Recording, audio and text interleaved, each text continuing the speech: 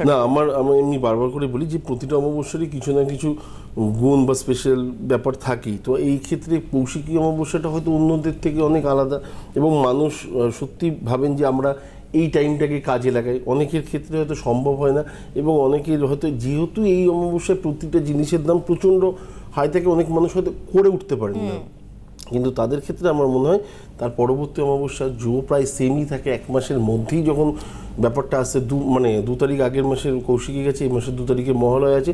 যাদের মনে হয় যারা প্রবলেমে আছেন, যারা এই প্রবলেমগুলো থেকে বেরোতে চাইছেন, তো সাংসারিক ক্ষেত্রে হতে পারে, কর্মক্ষেত্রে হতে পারে, ব্যবসায়িক ক্ষেত্রে হতে পারে, যে কোনো জায়গাতে যেরকমই অসুবিধায় থাকুন না কেন অমাবস্যাটাকে কাজে লাগান। এবং আমার কথা হচ্ছে একটাই জিনিস, যে আমি আজকে অমাবস্যাটাকে কাজে লাগালাম, নিশ্চয়ই পরের অমাবস্যা 1 মাসের মধ্যে আমার লাইফে অনেক বেশি চেঞ্জ হয়ে যাবে, এই ধরনের আশা রাখাটা ভুল।